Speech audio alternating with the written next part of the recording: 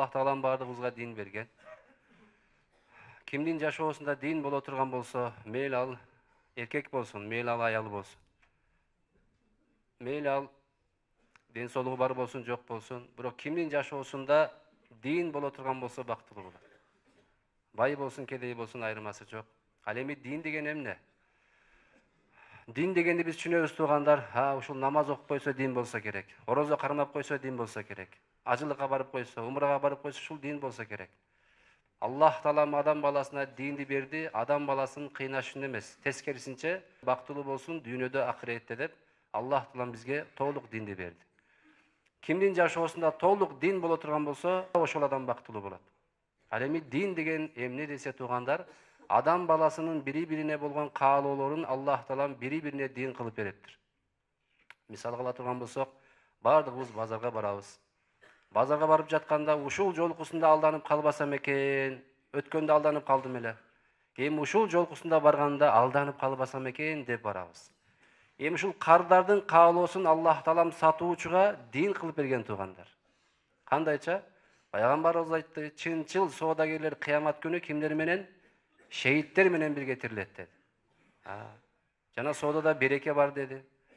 Бирок бүгүнкү күндө соода кылып жатабыз, бирок соодабызда пайгамбарыбыз айткандай, сахабалар көрсөткөндөй кылбай атабыз.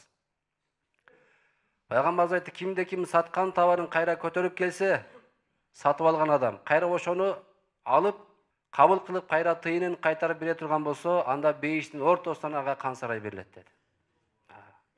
Ушуну угуп алып бир адам 10 жыл бою күттү, дүкөн ачып алып. 10 жыл дегенден кийин адам алып келди эле, тыйынын кайтарып берди дагы, дүкөндү дагы сага белек кылдым деп кетип калды. Каяка кетип атасың? Мен ушуну 10 жыл бою күттүм эле, пайгамбарыбыз айткан эле, бул дегени бейиштин ортосунда кан сарай болот деген, ал бейишке кирет деген сөз да туугандар. Себеби ал кан сарайга кириш үчүн бейишке кириш керек болот. Ал кан сарай бейиште болот. Ушул нерсеге пайгамбарыбыздын айтканын амал кылып калайын деп, мен ушуга 10 жыл бою күттүм сизди. 10 жыл дегенде сиз келип жатасыз. Мага дүкөн максат эмес эле, мага тыйын максат эмес эле. Пайгамбарыбыздын айтканын амал кылып калайын деп эле ушул жака келдим эле деп баягы адам кетип калды. Ал эми бүгүнкү күндө биз соода кылып жатабыз, бирок соодабызда береке болбой атат. Себеби эмнеге? Биз ошондой кыла албай атабыз. Сатылган товар кайра алынбайт деп жазып койгонбуз. Каяктан бизден береке болсун? Себеби эмнеге? Чынчыл соодагерлер кыямат күнү шейиттер менен бирге болот деп атат. Ал эми биз сатканыбыздын жарымысын алдап сатып атабыз. Айтайын дегенибиз, сатып алуучу адамдын, кардардын каалоосун Аллах Таалам дин кылып берип жатат кимге? Сатуучуга. Бирок ошол сатуучу ошол динди аткарылбай атабыз. Ошондон жашообузда береке жок. Жана ошондой эле ала турган болсок, мына көпчүлүгүбүз машалла бул жерде үйлөнгөндөр бар, эми үйлөнө тургандар бар. Айтайын дегенибиз, аялдардын каалоосу бар да, күйөөсүнө болгон. Эмне деген? Мен ушул турмушка чыксам, күйөөм мени урбаса, күйөөм мени сөкпөсө, мага катуулук кылбаса деген ар бир аялдын арманы. Туурабы? Бирок ушул аялдын арманын Аллах Таалам дин кылып берип жатат. Кимге? Күйөөсүнө.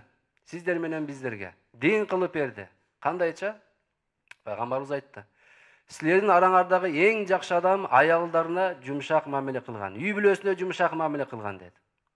Ал эми биз эмне кылып атабыз? Катуулук кылып коюп атабыз. Жана ошондой эле эркектердин дагы арманы бар, кыялы бар. Мен үйлөнсөм, аялым мага моюн сунса, итаат кылса деген ар бир эркектин арманы. Же бар барабызда. Аялым мени башкарса, аялым айткандай мен жүрсөм дегендер барбы? Жок андай. Мына ушул эркектин арманын Аллах Таалам дин кылып берип жатат кимге? Аялдарга. Бүгүнкү күндө ушул нерсе аткарылбай, кыйналып атабыз да бардыгыбыз. Жер бетинде жашоо кыйын болуп атат. Ажырашуулар болуп атат, келишпестиктер болуп атат. Себеби эмнеге дегенде, эркектин каалоосун аял аткарбай атат, аялдын каалоосун эркек аткарбай атат, ортодо келишпестик, уруш, талаш, ажырашуу. Эркектин каалоосу кандай эле? Аялым мага итаат кылса. Ал эми аялдар бүгүн итаат кылып атабы? Күйөөсүнүн каалоосунда жүрүп атабы? Жок. Кетти классташтар менен чорный кассага, группалаштар менен чорный кассага. Күйөөсүнүн кабары жок. Күйөөсү каалабайт, бирок аялы кылып атат. Баш ийбей атат.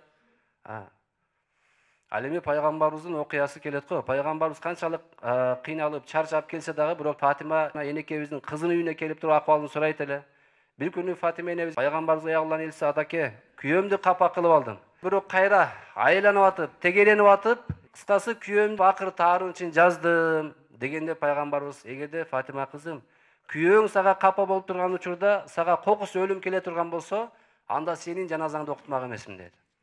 Канчалык жакшы көрөт кызын, бирок ошондо дагы айтып жатат пайгамбарыбыз, эң жакшы көргөн кызына ушул сөздү. Ал эми бүгүнкү күндө биздин кыздарыбыз, аялдарыбыз канчалык күйөөлөрүн капа кылып жатат. Айтайын дегенибиз туугандар, качан аялы күйөөсүнө итаат кылса, күйөөсү аялына жумшак мамиле кылса, жашоо таттуу болот эле. Ошондуктан караңыздар, бир акылдуу эне кызын турмушка узатып жатканда, бир китептен окуп калдык эле, ушундай окуя келген экен. Кызын турмушка узатып жатканда кызынын кулагына шыбырап, кызым деп бир сыр айткан экен. Ошентип той болот, кызын турмушка берет, тойдун эртеси болот. Ал кызы менен кошо бир сыр сандык дагы жөнөткөн экен да. Ошентип той болот, тойдун эртеси күйөөсү сурап калат, эмне сандык, эмне болгон сандык, ичинде эмне бар көрбөйлүбү? Аялы ушундай жооп берет. Кийин убактысы келгенде шашпай ачып көрөйлү. Ичинде ушундай бир сыр катылган. Сизге аманат болсун. Бул өтө бир ичинде чоң сыр бар. Кийин шашпай ачып көрсөтөйүн. Кандай дейсиз? Күйөөсү дагы аманатчыл экен, аялынын адебине кылган мамилесине карап, ушунчалык аманаттык сактап жүрүптүр. Экөө балалуу чакалуу болот, дагы кээде сурап коет, дагы эртерээк. Убакыт келгенде өзүм ачып көрсөтүп берем, макулбу деп коет аялы. Аялынын кылган мамилесин көрүп, макул мен да адеп кылайын, мен дагы айтканына аманатын сактайын деп, ошентип жылдар өтүп экөө абышка кемпирге айланат туугандар. Неберелүү болот, үй бүлөсү кеңейет, чоңойот. Ошентип абышканын жашы 70тен таяп өтүп калгандан кийин эми кемпиринен сурайт экен, кемпири, мен муну көрбөй өтүп кетебизби, ачпайсың бул жакты. Ушунча айттың, мен дагы сыр кылып сактап жүрдүм, аманат экен, мен дагы кабыл кылып, айткан сөзүңө макул деп, мен дагы бузбадым. Болбосо күчү жетет эле, жүктүн баарын кулатып ачып койгон күчү жетет эле. Бирок аялынын айткан сөзүнө макул болуп, ошентип экөө абышка кемпирге айланды. Ошентип эми айткандан кийин кемпири дагы туура көрүп, макул абышкам, эми көрсөтө турган кезек келди деп, экөө сандык турган бөлмөгө кирип, сандыктын үстүндөгү бүтчүктөрүн баарын кулатып, ичин баягы катып койгон күлүчү менен ачып, ичиндеги сырды ачып көрсөтөт. Ичинде эмне бар экен? 2 куурчак бар экен. Абышка бул эмне болгон сыр, мен кат экен деп ойлоп турмун. Бул эмне болгон сыр кемпирим деп сурап калат да. 2 куурчак бар экен, бул эмнени түшүндүрөт десе, эми кемпир айтып атат, абышкам, билесиз, мени кыз кезимде сизге узатып атканда, апам менин кулагыма шыбырап, ушундай бир сырды айтты эле. Ал кандай сыр? Кызым, жашоодо өйдө төмөн болот. Идиш аяк бар жерде шарак шурук этип бири-бири менен кагышат. Ачуу таттуу болот, ысык суук болот, бирок ошого чыдаш керек. Күйөө деген ушундай адам болот, сыртта иштеп келет, кээде маанайы бар болот, жок болот. Кээде келип кокус, сырттагы ачуусун келип, кокус сага дагы айтып алышы мүмкүн. Кокус сага келип ачууңа тие турган болсо, сен да күйөөңө теңелип, күйөө деген эркек дегендин даражасы бийик. Эркекке күйөөңө теңелип, аны менен кошо быды-быды деп тартышып, талашып кете бербей, айтышып кете бербей, ошол ачууңдун ордуна бир куурчак жасап кой деген экен да. Чыңдасыздарбы? Бир куурчак жасап кой. Бир ачууңду мага берчи деген сөз барбы? Ошол куурчакты жасап бүткөнчө ачууң таркайт деген экен. Мен ошого күйөөм, абышкам, мен өмүр бою ушул айткан апамдын насаатына амал кылып, мен куурчак жасадым деген экен. Дегенде абышка ордунан секирип туруп, кудуңдап, сүйүнүп, карыган сайын жаш бала сыяктуу болуп калат го. Ордунан секирип туруп, сүйүнүп атса, кемпири, абышкам, эмне болуп кетти сизге деди. Мен сүйүнбөй анан ким сүйүнөт анан? Өмүрүмдө болгон сага 2 эле жолу ачууңа тийген турбаймынбы? Сен эмнеге сандыкта 2 эле курчак бар? Дегенде кемпири оор үшкүрүнүп, катып койгон түйүнчөгүн алып келип туруп койду дагы, ичин ачты. Ичинде эмне бар экен? Акча бар экен. Ушунчалык көп акча топтолуптур. Абышка көзү чыгып кетейин деп, эмне болгон тыйындар, бул эмне болгон акчалар? Дегенде кемпир айтты, абышкам, мен курчак жасай берип, мына эски сандыгыма батпай кетип, сата бердим. Жыйынтыгы ушунча акча болду дептир да. Эмнеге туугандар? Эркек деген ушундай экен. Анча-мынча өңгүл-дөңгүл, туурабы? Келип туруп аялына тийишип кой берет, ачуусуна тийип кой берет. Бирок натыйжада аялы эмне кылыптыр? Ушунчалык таттуу, ширин жашоо өткөргөн экен, бир дагы жолу күйөөсүнө өйдө карап сүйлөбөптүр да. Натыйжада ушунчалык жакшынакай жашоо өттү. Үлгүлүү үй бүлөлөрдөн болду. Эмнеге? Аялы күйөөсүнө теңелген жок. Күйөөнүн орду бийик деп сыйлаган себептен. Ошондон аялдар үчүн бейишке кириш өтө жеңил. ар бири кыдырып мындай кылат элем, андай кылат элем, үй бүлөм багат элем. Бул нерселер аялга жүктөлгөн эмес. Ал иштер эркектердики.